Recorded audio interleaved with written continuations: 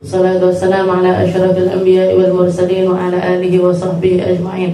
Subhanaka la ilma lana illa ma 'allamtana innaka antal alimul hakim. Rabbi shrah li sadri wa yassir li amri wa hlul 'uqdatam min lisani yafqahu qawli. Amma ba'd. Alhamdulillah ala ni'matil Islam, alhamdulillah ala ni'matil iman, wa kafa biha min ni'mah. Alhamdulillah, segala puji bagi Allah Subhanahu wa taala. Ini kita sudah di penghujung bulan Maulid, bulan di mana sirahnya Nabi Muhammad sallallahu alaihi wasallam digaung-gaungkan di semua tempat, dibacakan di setiap tempat. Semua orang lomba-lomba untuk bikin acara Maulid, semua orang-orang berlomba-lomba untuk ikut baca Maulid, semua orang berlomba-lomba untuk nyari perhatiannya Nabi kita Nabi Muhammad sallallahu alaihi wasallam. Maka walaupun maulidnya sudah hampir berakhir, bulan maulidnya hampir selesai, tapi semoga sirahnya Nabi Muhammad sallallahu alaihi wasallam selalu dan selalu kita gaung-gaungkan, selalu dan selalu kita bacakan, selalu dan selalu ada di dalam kehidupannya kita.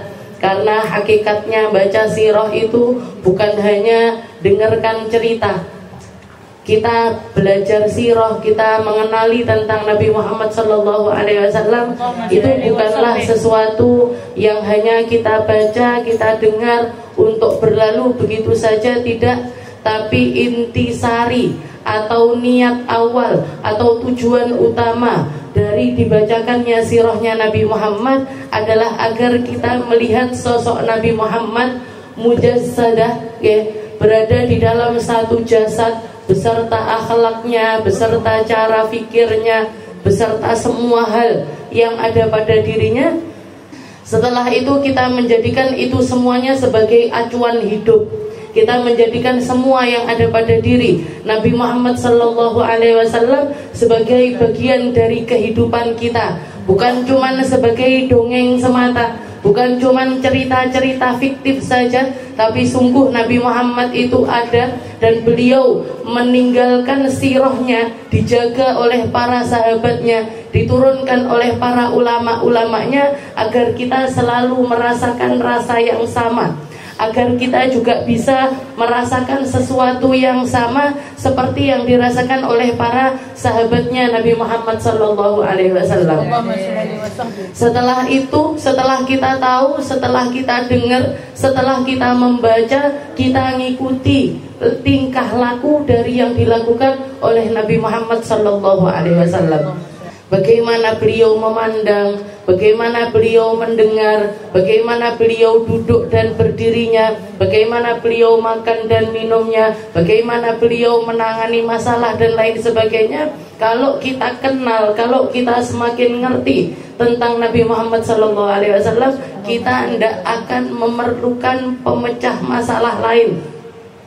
Kita nggak akan memerlukan hakim yang lain. Kita nggak akan memerlukan orang lain bahkan untuk menangani setiap hal yang ada di dalam kehidupan kita. Karena semua yang ada pada diri Nabi Muhammad sudah lebih dari cukup, sudah lebih dari yang dibutuhkan untuk kehidupannya kita. Nabi Muhammad hidup dengan begitu lengkapnya. Nabi Muhammad hidup dengan tidak ada satupun yang miss dari sejarahnya Nabi. Runtut mulai dari beliau dilahirkan sampai masa kanak-kanak, sampai remaja, sampai menikah, sampai punya anak, sampai akhirnya mendapatkan wahyu dan meninggal dunia. Semuanya itu runtut dan bisa kita baca, bisa kita lihat, bisa kita perhatikan tentang tindak tanduknya. Setelah itu tinggal kita ngambil hikmah, ibrah wal ibar, ibrah. Jadi ngambil ibarat dari apa yang dilakukan oleh Rasulullah sallallahu alaihi wasallam. Jadi semoga bulan-bulan ke depan meskipun sudah bukan Rabiul Awal lagi, tapi semoga sirnya Rabiul Awal ini hidup bersama kita. Amin.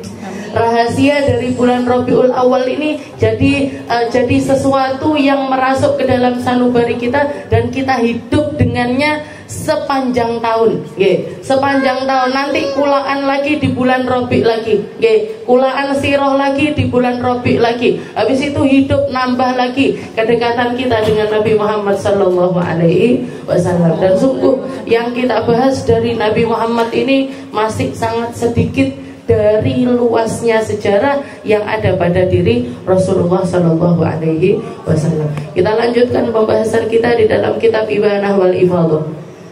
Kita lanjutkan pembahasan kita. Qala al-mu'allif rahimahullahu ta'ala wa nafa'ana bi ulumi fid dharain amin. Al-Ibanah wal Ifadhah lil Habib Abdurrahman bin Abdullah bin Abdul Qadir As-Sakkar. Nafa'ana Allah bi ulumi fid dharain amin. Wal aslu fil haid min as-sunnati an-nabawiyyah iddatu ahadits minha qauluhu sallallahu alaihi wa alihi wasallam bi Fatimah bintu Abi Hubaysh radhiyallahu anha.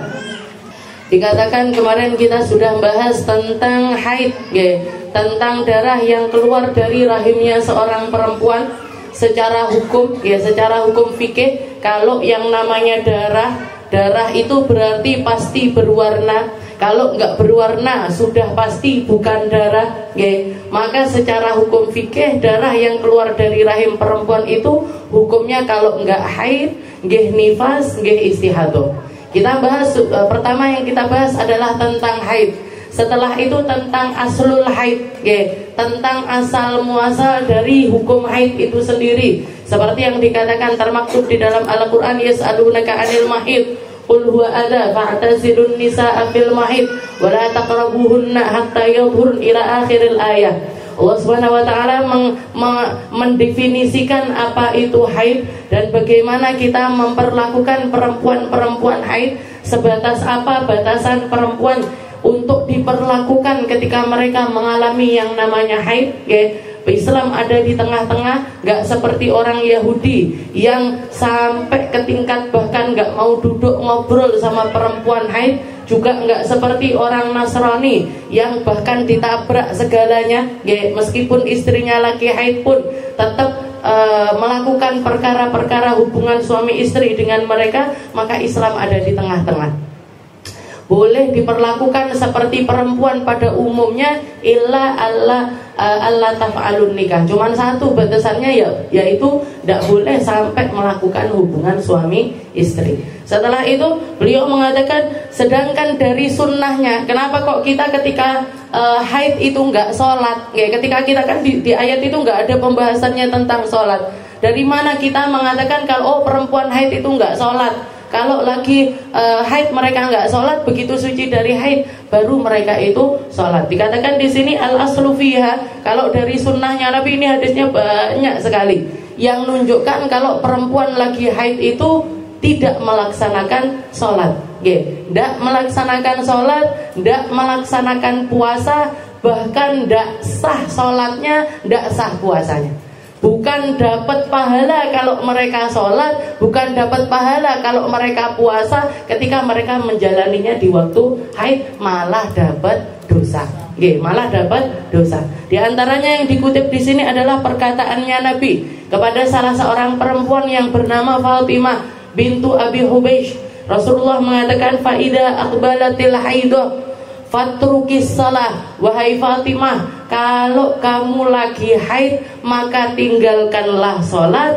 Faida dhahaba qadraha, kalau sudah habis masa haidmu, faghsili ankidam fasalli, maka cuci darahmu, setelah itu silahkan melaksanakan sholat. Bersihkan darah darimu, setelah itu laksanakan sholat. Begitu juga ketika Sayyidah Aisyah ditanya, ketika Sayyidah Aisyah ditanya, wahai Aisyah, apa yang kamu lakukan ketika haid dan ketika kamu suci? Apa yang diperintahkan oleh Nabi ketika kamu haid dan ketika kamu suci? Maka Sayyidah Aisyah mengatakan, amarona Rasulullah memerintahkan kami untuk mengqodoi mafatana minas siyam walam ya'mur. Rasulullah nyuruh kami untuk mengqodoi puasa yang tertinggal dari kami, tapi kalau sholat tidak perlu dikodok. Jadi kalau puasa dikodok, ketika mereka mengalami haid wajib untuk diqodho. Tapi kalau sholat tidak perlu untuk diqodho. Ini nunjukkan kalau apa? Kalau perempuan ketika haid nggak puasa, nggak sholat. Nggak puasa, nggak sholat. Kenapa Sayyidah Aisyah ngomong seperti itu? Kalau tidak ada sebabnya. Kalau mereka tetap sholat, tetap puasa, kan nggak perlu diqodho. Berarti kalau mereka mengqodoi puasa tersebut, berarti itu menunjukkan kalau mereka tidak puasa ketika haid dan tidak sholat ketika haid. Nah, cuman bedanya kalau puasa wajib diqodoi, lek sholat tidak perlu diqodho. Kalau sholat tidak perlu diqodho, lek sholat barang diqodho, jenengan ngeluh mesti. Haid 5 hari habis suci, oh 5 dino berarti diqodoi. Haid 10 hari baru suci, oh diqodoi 10 hari, mumet.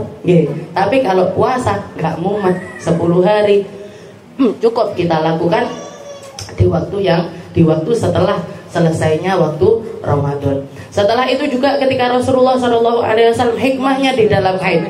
Kenapa sih kok perempuan yang dikasih haid sama Allah Ta'ala, sedangkan laki-laki nggak dikasih haid sama Allah Subhanahu Wa Ta'ala? Dikatakan al-hikmah fi an Aisyah radhiyallahu anha, Sayyidah Aisyah yang meriwayatkan hadis ini, Rasulullah SAW pernah mengatakan, inna hadza amrun katabahullahu ala banati Adam imtihanan lahum wa ikhtibaran. Katanya Rasul ketika ditanya kenapa kok perempuan itu haid, kenapa kok perempuan itu haid, maka beliau mengatakan ini adalah perkara yang ditetapkan oleh Allah Ta'ala ala banati Adam, kepada para perempuan-perempuan anak cucunya Adam. Sebagai bukti apa? Imtihan, untuk jadi ujian bagi mereka, serta kenaikan. Orang kalau ujian berarti enek sing lulus, enek sing ndak lulus. Orang kalau melakukan yang namanya ujian, ada yang lulus dari ujiannya, ada yang nggak lulus dari ujiannya. Perempuan ini dicoba dengan haid untuk membuktikan seberapa kuatnya iman mereka, seberapa kekehnya mereka di dalam menggenggam keistiqomahan mereka, meskipun hari-harinya diselingi dengan yang namanya haid. Perempuan seperti yang kita lihat, bahkan kita pun pasti merasakan. Mulai istiqomah, misalkan mulai istiqomah ngaji bentino keterak haid, kok baru suci rasa-rasa gitu. Nanti suci lagi ditoton habis itu kena haid lagi, turun lagi. Seperti itu keadaannya perempuan. Ini yang ingin dibuktikan sama Allah Ta'ala ini apa? Gimana iman mereka ketika mereka mengalami haid ataupun tidak. Enek sing berubah apa ndak? Apa yang terjadi kepada iman itu kepercayaan. Iman itu kepercayaan. Apakah mereka tetap bisa nyari ridhonya Allah Ta'ala di masa-masa di mana mereka dilarang untuk beribadah? Karena sesungguhnya keadaan haid ataupun enggak haidnya perempuan itu sebenarnya sama aja. Itu sebenarnya sama aja. Meskipun perempuan enggak boleh melakukan sholat. Kita misalkan perempuan enggak boleh sholat. Wiritan kan yo panggah oleh. Tapi biasanya lek wis haid, salate yo ora, wiritane yo ora, ngajine praine ndak mek siji tok, ndak mek salat tok. Liyane melok prai kabeh. Nggih, ngajine yo melok prai. Nggih, ngajine yo melok prai, iki nek prai melok dadi prai kabeh. Jadi males-malesan, jadi ini itu dan lain sebagainya. Perempuan itu dibikin sama Allah Ta'ala untuk mengalami siklus itu, untuk Allah Ta'ala pengen lihat ndiki, mana ini yang kira-kira antara ketika diterjang haid kepada mereka setelah mereka mengalami haid, mereka kembali menjadi perempuan yang seperti istilah istiqomahnya panggal lempeng, istiqomahnya tetap jalan. Juga yang kedua, imtihan di sini adalah untuk nguji kita para perempuan. Seberapa besarnya kita di dalam menerima takdirnya Allah Ta'ala berupa haid itu sendiri.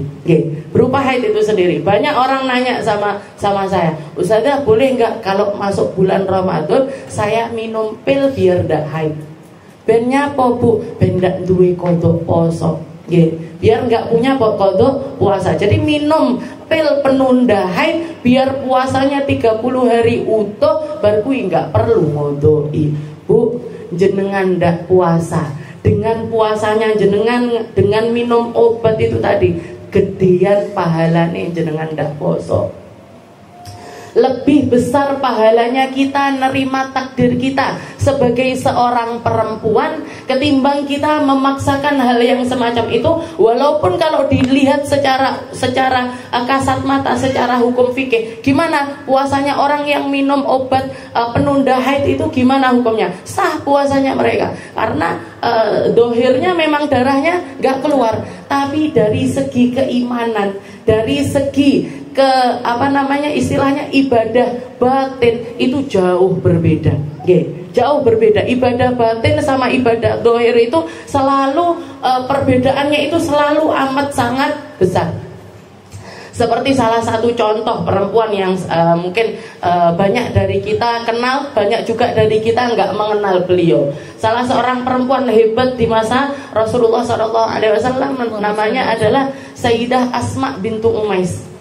Kenal apa boten jenengan? Sayyidah Asma bintu Umais ini awal ketika Rasulullah SAW diangkat jadi nabi, beliau termasuk perempuan awal yang masuk Islam. Bahkan sebelum Nabi dapat markas di Mekah, beliau sudah masuk Islam. Markas pertamanya Nabi itu Dar Arqam Ibnul Arqam, yang terkenal. Nah, itu markasnya Nabi Muhammad yang pertama. Sebelum Nabi dapat tempat untuk taklim di situ, tempat sholat di situ dan lain sebagainya, ini Sayyidah Asma ini sudah masuk Islam. Sayyidah Asma ini adalah istri dari sepupunya Nabi, yaitu Sayyidina Ja'far bin Abi Thalib, kakaknya Sayyidina Ali.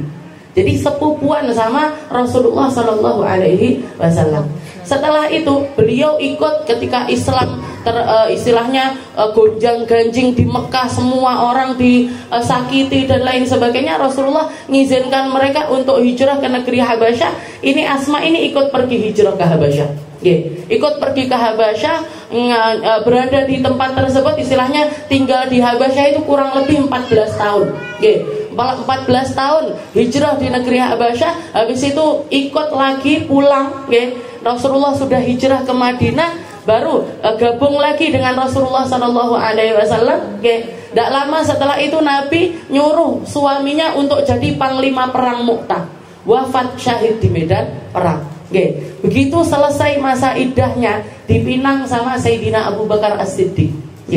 Jadi suami pertamanya Ja'far bin Abi Thalib, yang dikenal dengan At-Tayyar, laki-laki yang punya dua sayap. Karena ketika beliau perang, beliau megang jadi panglima perang, beliau megang bendera pakai tangan kanan, dipotong tangan kanannya, dipegang pakai tangan kiri, dipotong tangan kirinya, dipegang pakai kedua lengannya beliau, ditusuk jantungnya, akhirnya beliau tersungkur. Setelah itu pamitan, beliau terbang didampingi malaikat Jibril dan juga Mikail, terbang menuju ke Rasulullah Sallallahu Alaihi Wasallam, yusallim alaih, untuk mengucapkan salam perpisahan kepada Rasul. Maka dikatakan waktu itu Rasulullah mengatakan, ya Asma, hada Ja'far At-Tayyar yusallim alaih faruddi alaihi salam. Wahai Asma, ini suamimu Ja'far, Allah Ta'ala telah menggantikan dua lengannya dengan dua buah sayap. Dia sedang mengucapkan salam perpisahan untukmu, maka ucapkan salam untuknya.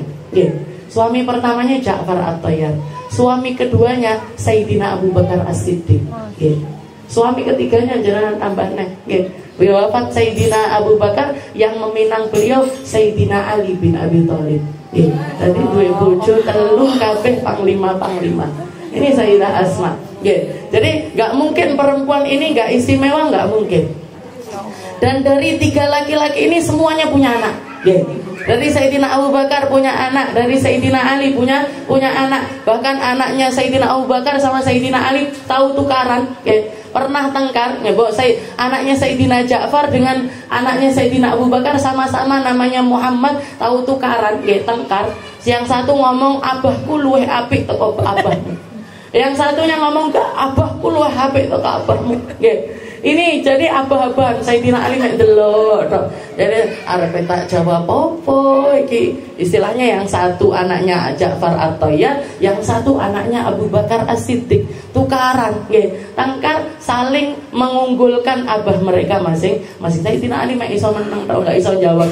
Enggak kepikir mau jawab apa. Nggih. Maka didatangi sama Sayyidah Asma, dipeluk dua-duanya. Setelah itu dikatakan, wahai ya Muhammad bin Ja'far, wahai Muhammad bin Ja'far, saya enggak pernah melihat pemuda yang lebih afdol dibandingkan ayahmu.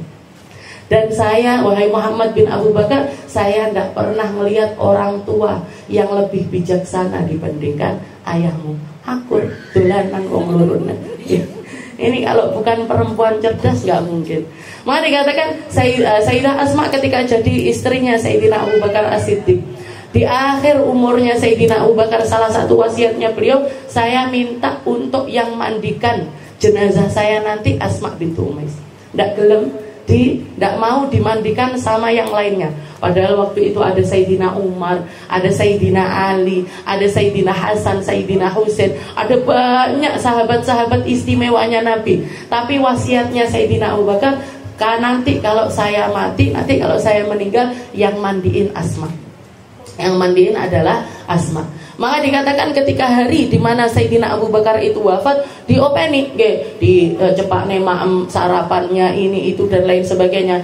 Maka Sayyidina Abu Bakar ngelihat, ya wahai Asma, ini arafi wajhika ta'ad. Saya ngelihat wajahmu kok koyok kesel banget, kamu kok kayak capek banget ngelatih saya itu, kok kayak capek itu, kenapa? Maka beliau mengatakan, ini so'im, saya puasa, saya puasa wahai Abu Bakar, saya lagi puasa. Maka Sayyidina Abu Bakar mengatakan, fa'aftiri, like gitu buka. Kalau gitu berbukalah kamu. Berbukalah kamu. Katanya Sayyidah Asma, na'am, ya.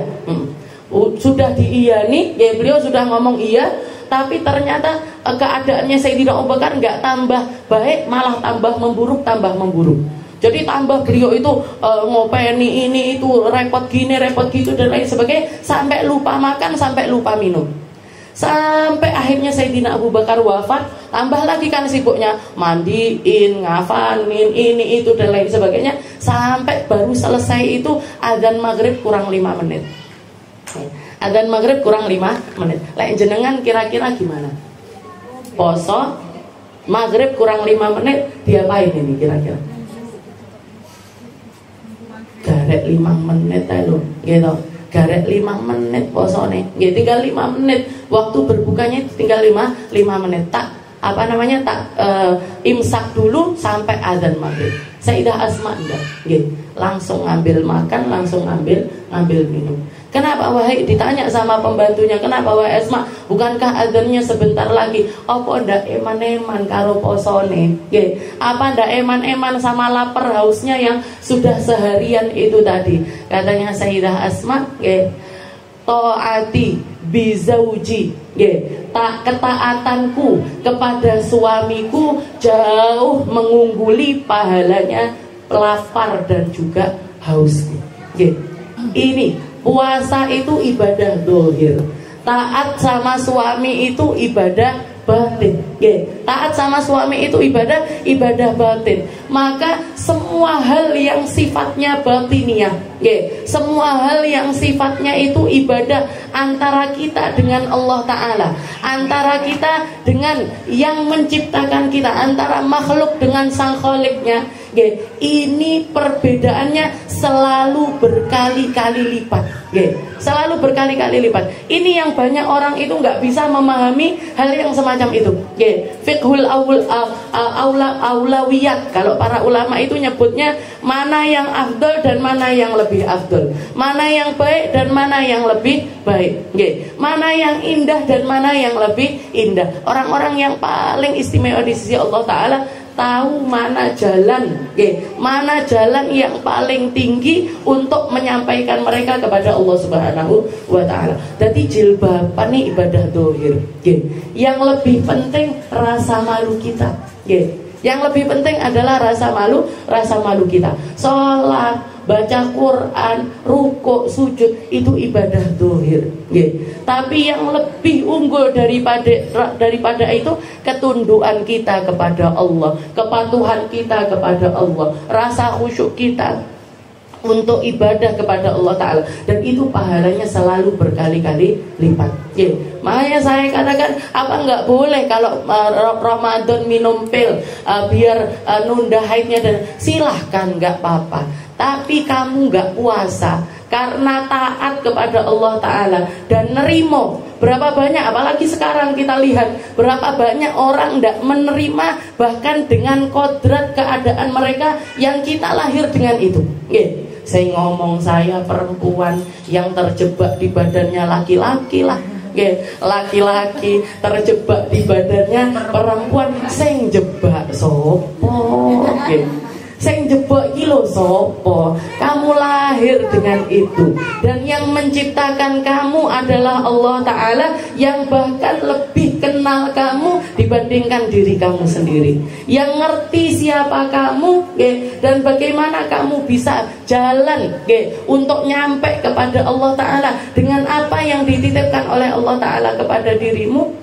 Kenapa kamu harus gantikan rasa-rasa penerimaan itu tadi dengan rasa-rasa penolakan? Akhirnya apa yang terjadi? Mati sumpek. Orang yang seperti ini mati nek mesti sumpek. Lah wong nggak ngerti aku ki lanang apa wedok. Bahkan untuk hal paling jelas pun dia nggak ngerti. Wes delokan kamu disunat pas cilik apa ora? Itu yang menjelaskan kamu lanang apa duduk. Ora usah dadak tapi kok rasanya kok aku seneng gini terus.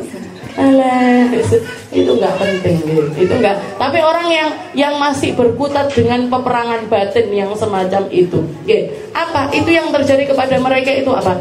Imtihanan lahum wabtilaan. Itu adalah ujian. Ujian dari Allah Subhanahu wa Ta'ala, dan ujian ini selalu ada yang lulus, ada yang tidak lulus. Lek ndak lulus piye? Lek ndak lulus piye? Ngendok.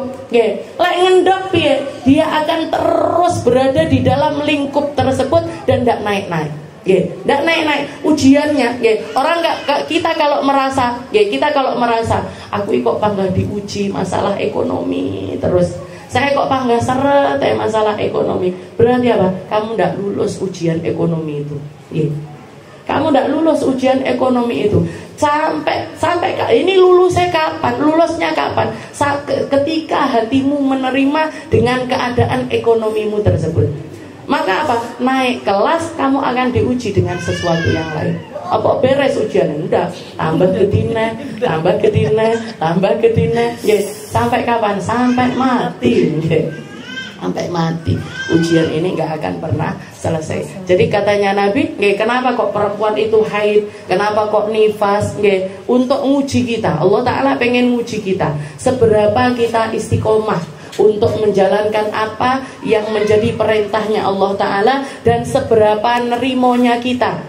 Seberapa nerimonya kita. Karena orang kalau nerima takdirnya, orang kalau nerima takdirnya sebagai seorang perempuan, oh tahu saya setiap bulan akan keluar darah haid, dan ketika saya keluar darah saya nggak boleh sholat. Akhirnya apa yang terjadi? Dia akan belajar.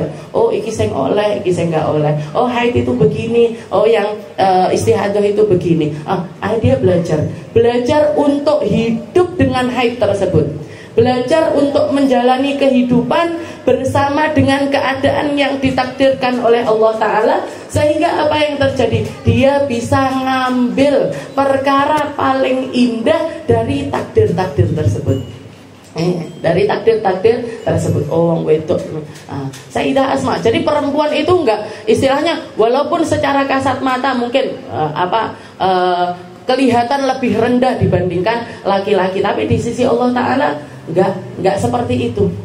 Bahkan di salah satu ayat Allah Subhanahu wa Ta'ala mengatakan, hal yastawil ladzina ya'lamuna wal ladzina la ya'lamun. Apa iso padha wong sing ngerti sama orang yang enggak ngerti?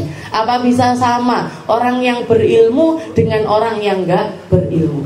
Sayyidah Asma bintu Umais niki nggih. Sayyidah Asma itu dikatakan ketika beliau baru turun dari kapal, baru turun setelah perjalanan dari Habasyah. Jadi beliau kan hijrah dari Mekah ke Habasyah, dari Habasyah ke Madinah. Nggih, dari Habasyah ke Madinah. Dikatakan ketika nyampe ke Madinah ketemu sama teman-temannya dulu di Mekah. Nggih, kayak kita reunian lah istilahnya. Balik kayak saya kemarin reunian di Dalu, ada yang teman nggak ketemu 10 tahun, ada yang nggak ketemu 12 tahun, kan heboh, nggih, heboh. Dan kalau sudah heboh kira-kira sing ditekokne napa? Nggih. Lek orang-orang kayak kita sing ditekok bojomu piro? Salah. Lanang iki. Wes rapi apa durung? Anakmu piro? Saiki kerja neng di ini itu dan lain sebagainya. Seputaran hal-hal yang seperti itu. Nggih, makanya sampai ada cerita kalau ada orang tua-tua umur 70-an terus reunian, iki paling sing ditekokne opo? Gitu. Wis ora iso nyapa-nyapa mungkin wis terus kabeh pisan. Jadi katakan paling ditanyakan seputar itu, apa namanya, kerjaanmu apa, sekarang tinggal di mana dan lain sebagainya. Sayyidah Asma baru turun dari Safinah, baru turun dari kapal. Beliau ketemu sama teman-teman sebayanya dulu, teman-temannya yang hidup bersama ketika di Mekah. Ini menunjukkan betapa unggulnya keilmuan serta keimanannya Sayyidah Asma. Dikatakan beliau nanya sama orang-orang yang tinggal di Mekah, yang hijrah dari Mekah, beliau nanya, ma anzalallahu alaina, apa yang Allah Ta'ala turunkan untuk kita para perempuan, apa ayat-ayat Allah, apa firman Allah Ta'ala yang diturunkan khusus untuk kita para perempuan. Karena rata-rata ayat Al-Quran khitabnya ke laki-laki. Ya ayyuhan nas, ya ayyuhalladzina amanu, ya kabeh porone moro laki-laki. Gak ada yang pernah spesifik untuk para perempuan itu, ndak pernah. Dikatakan pertanyaannya Sayyidah Asma ini tadi ketika ditanyakan sama para perempuan itu juga apa yo. Hanya beliau langsung pergi mendatangi Nabi Muhammad sallallahu alaihi wasallam. Setelah itu beliau mengatakan, khaban nisa, ya Rasul, betapa kita ini dianaktirikan sama Allah Subhanahu wa Ta'ala, betapa kita ini nggak diperhatikan sama Allah Subhanahu wa Ta'ala. Kenapa wahai Asma? Yang diturunkan ayatnya buat laki-laki, tok perempuan nggak ada. Belum sampai beliau keluar dari rumahnya Nabi, Allah Subhanahu wa Ta'ala menurunkan ayat yang mengatakan, innal muslimina wal muslimat wal mu'minina wal mu'minat wal qanitina wal qanitat was sadiqina was sadiqat was sabirina was sabirat wal khashiina wal khashi'at wal mutasaddiqina wal mutasaddiqat wal hafidina wal hafidat wal dzakirina Allah katsira. Diperinci sama Allah Ta'ala, orang muslim lanang wedok, orang mukmin lanang wedok, orang khusyuk lanang wedok, orang sabar lanang wedok, diperinci satu persatu. Berkat dari apa? Berkat dari pertanyaannya Sayyidah Asma. Betapa orang kalau punya iman yang luar biasa di sisi Allah Ta'ala, perkataannya omong saomong itu guncang arsy-Nya Allah, guncang Nabi Muhammad untuk mengatakan sesuatu. Guncang Nabi Muhammad untuk mengatakan sesuatu. Karena dikatakan Sayyidah Asma waktu jalan-jalan mampir ke rumahnya Sayyidina Umar. Mampir ke rumahnya Sayyidina Umar. Di situ ada Sayyidah Fatimah bintul Khattab, saudarinya Sayyidina Umar, temannya beliau juga. Terus setelah itu juga ada istrinya Sayyidina Umar dan lain sebagainya. Dikabari Sayyidina Umar ini, dikabari di rumahmu ada Asma. Asma man? Asma siapa? Asma istrinya Ja'far bin Abi Thalib. Al-Habasyiyah, Al-Bahriyah, katanya Sayyidina Umar. Sing numpak kapal. Karena hijrahnya ke Habasyah itu numpak kapal. Yang naik kapal. Yang dari Ethiopia itu. Iya benar. Akhirnya pulang Sayyidina Umar. Sayyidina Umar pulang ngomong sama Sayyidah Asma, ya Asma, Al-Habasyiyah, Al-Bahriyah, Asma orang Ethiopia, orang yang naik kapal. Fuzna alaik, nahnu aula minki, katanya Sayyidina Umar, kami lebih afdol daripada kamu. Katanya Sayyidah Asma walimah, kenapa kok gitu? Nggih, hajarna ma'an Nabi, nggih, kami hijrah bersama Nabi, kamu kan enggak komandan hijrah. Nggih, kami hijrah bersama Nabi, kamu enggak komandan hijrah. Nangis Sayyidah Asma waktu itu juga. Loh, oh ya. Orang-orang hijrah bersama Nabi, kita nggak dapat apa-apa. Piye carane nyaingi pahalanya orang yang hijrah ini, gimana caranya? Langsung keluar dari rumahnya Sayyidina Umar, pergi ke rumahnya Nabi. Setelah itu nanya, ya Rasul, itu lo Abu Bakar omongannya celometan. Itu Umar, itu Sayyidina Umar kalau ngomong nggak tete ngaleng-ngaleng, sak penae nyelekit, gitu-gitu istilahnya. Curhat sama Nabi, kenapa wahai Asma itu katanya kita nggak dapat pahala hijrah, orang-orang dapat pahala hijrah. Katanya Rasulullah mengatakan, ya Asma, idza laki tahu, kalau kamu ketemu lagi sama Umar, qulilahu, katakan kepada dia, nggih, lakal hijrah walanal hijratain. Kamu dapat 1 pahala hijrah, kami dapat 2 pahala hijrah. Kok bisa? Kok bisa ya Rasul? Kamu hijrah dari Mekah ke Habasyah, dari Habasyah ke Madinah. Orang-orang kan kena keteko Mekah mau Madinah toh. Langsung mongko ke beliau, keluar diparani Sayyidina Umar, karena beliau fusna alaik ya Umar, kami yang menang dari kamu wahai Umar. Kita dapat 2 hijrah, kamu dapat 1 hijrah. Berkat dari perkataannya Nabi ini dikatakan semua orang yang pernah hijrah ke Habasyah, semua orang yang pernah hijrah ke Habasyah itu berduyun-duyun satu persatu, gelombang per gelombang untuk mendengarkan, untuk datangi rumahnya Sayyidah Asma, untuk dengarkan kalimat itu secara langsung dari Sayyidah. Lah awake dhewe ini ngortak nih, piye to ceritane Rasulullah ngomong seperti itu, kenapa ya? Terus kabeh marani rumahnya Sayyidah Asma untuk ngertane, wah sok tenanan Rasulullah ngomong gitu. Tenan tak? Itu Sayyidah Asma. Jadi Sayyidah Asma ini orang perempuan yang luar biasa. Jadi suami pertamanya Sayyidina Ja'far, suami keduanya Sayyidina Abu Bakar, setelah wafatnya Ummu Ruman tentunya. Jadi beliau Sayyidina Abu Bakar nikahi Sayyidah Asma setelah wafatnya istrinya beliau yang pertama. Baru setelah itu yang ketiga, yang beliau istilahnya wafat di masanya adalah yaitu ketika jadi istrinya Sayyidina Ali bin Abi Thalib. Jadi seperti itu, haid. Setelah itu yang kedua adalah nifas. Kalau masalah nifas ini al-aslu fin nifas, asal dari nifas. Asal dari nifas, al-aslu fin nifas, hadits Ummu Salamah radhiyallahu anha qalat kanatin nufasa ala ahdi Rasulillah sallallahu alaihi wasallam taqut 40 yawman wa au 40 laila. Katanya Ummu Salamah, perempuan-perempuan di masa Nabi itu biasanya mengalami nifas antara 40 hari 40 malam rata-rata. Rata-rata perempuan nifas itu masanya adalah antara 40 hari 40 malam. Maksudnya yang udna itu berarti ndak sholat dah poso. Itu dalilnya nifas. Setelah itu yang ketiga adalah dalilnya istihadah. Dalilnya istihadah. Jadi kita tahu tentang haid, tahu tentang nifas. Setelah itu istihadah. Seperti yang kita tahu, istihadah itu apa? Definisinya istihadah itu apa? Semua darah yang keluar dan tidak bisa dianggap sebagai haid serta tidak bisa dianggap sebagai nifas, maka hukumnya adalah istihadah. Istihadah itu berarti apa? Istihadah itu darah rusak. Darah rusak, darah yang keluar dari rahim perempuan bagian bawah. Kalau haid dari bagian atas, istihadah itu keluarnya dari bagian bawah. Keluar dari rahim perempuan bagian bawah, bukan di masa haid, bukan di masa nifas, dan dia tidak dihukumi apapun. Maksudnya gimana? Perempuan istihadah tetap wajib puasa, tetap wajib sholat, puasanya sah dan sholatnya juga sah. Puasanya sah, sholatnya juga sah. Itu adalah perempuan yang istihadah. Dalilnya apa kalau istihadah ini ada? Ada 2 macam.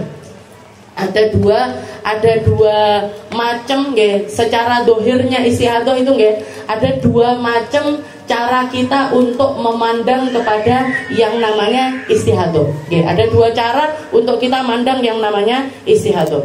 Hadis yang pertama al-awwal an Fatimah bintu Abi Hubaysh annaha kanat tustahad fa qala laha Nabi sallallahu alaihi wasallam idza kana damul haid fa innahu damun aswad yu'raf idza kana dzalik fa amsiki anis shalah fa idza kanatil akhar fa tawaddu'i wa shalli fa innama huwa irqun. Katanya Nabi ketika didatangi seorang perempuan namanya Fatimah bintu Abi Hubaysh. Beliau perempuan yang istihadah lama panjang. Jadi keluar darah itu lama yang sampai keluar dari masanya haid. Jadi di atas 15 hari 15 malam. Ketika datang nanya sama Nabi, "Ya Rasul, ini imra'atun ustahad." Saya perempuan lagi istihadah ya Rasul. Maka sama Rasulullah dikatakan, "Ya Fatimah, idza kana damul haid." Darah haid itu wahai Fatimah adalah darah aswadun yu'raf. Darah yang hitam pekat. Darah haid itu adalah darah yang hitam pekat.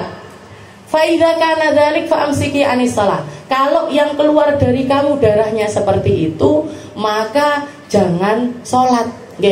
Tapi kalau selain itu, kalau selain hitam pekat itu tadi, maka fatawaddoi, maka silahkan wudu. Setelah itu kamu sholatlah.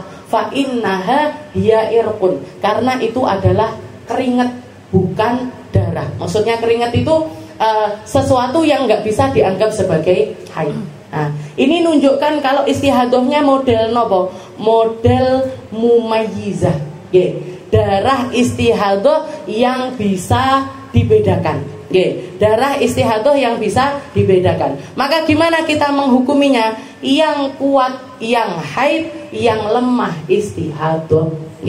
Yang kuat haid, yang lemah istihadah. Saya kasih contoh bendak mumet. Saya kasih contoh. Jadi misalkan ada perempuan keluar darah 20 hari berturut-turut.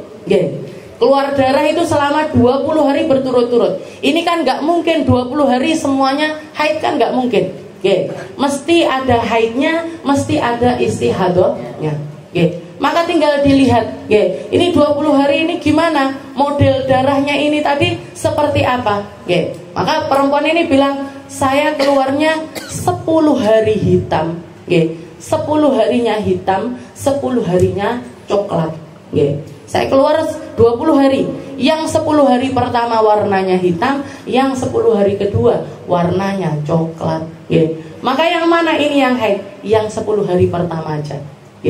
Yang 10 hari kedua semuanya adalah istihadah. Yang 10 hari kedua semuanya adalah istihadah. Jadi kenapa? Karena darahnya darah yang bisa dibedakan. Ketok sing pekat, yang kuat kelihatan, yang lemah juga kelihatan. Maka yang kuat dianggap haid, yang lemah dianggap istihadah. Dalilnya nopo niki? Hadisnya Nabi yang mengkategorikan darah sesuai dengan jenis warnanya. Jenis warnanya. Perlu diketahui warnanya darah menurut Imam Syafi'i ini 5. Yang paling kuat adalah hitam. Yang paling kuat adalah hitam. Yang kedua merah. Yang kedua merah. Yang ketiga coklat. Yang keempat kuning. Yang kelima keruh. Jadi hitam, coklat, hitam, merah, coklat, kuning, keruh. 5-5-nya adalah darah haid. 5-5-nya adalah warnanya haid. 5-5-nya adalah warnanya haid. Makanya dikatakan kalau ada kasus yang seperti ini, saya keluar kalau misalkan dibalik gimana? Keluar 20 hari. 10 hari pertamanya coklat. Baru 10 hari kedua warnanya merah.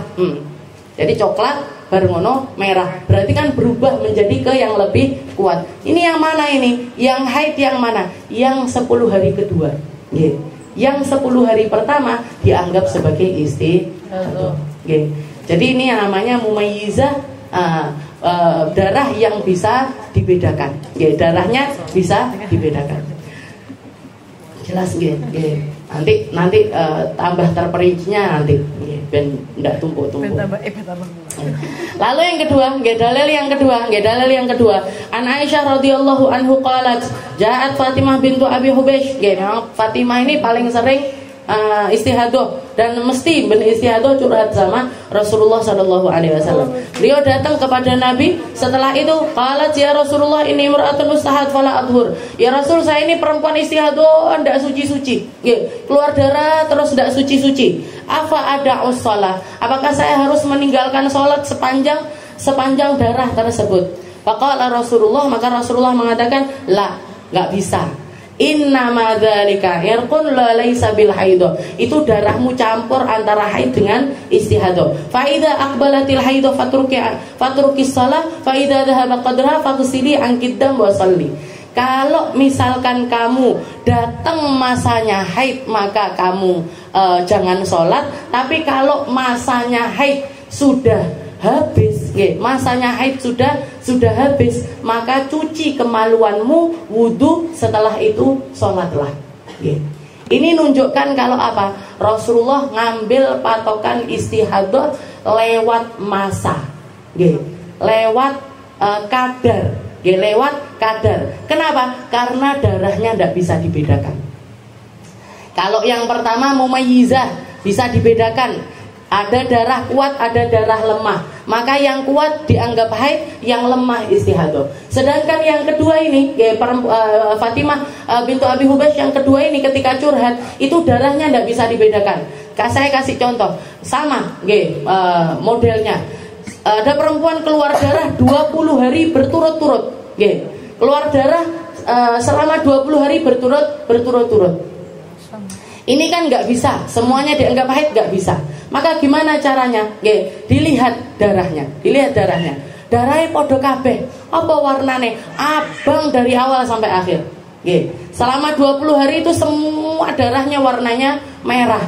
Gimana cara ngambil mana yang haid, mana yang istihadahnya? Gimana ini caranya? Diambil porsinya seperti masa haid bulan sebelumnya.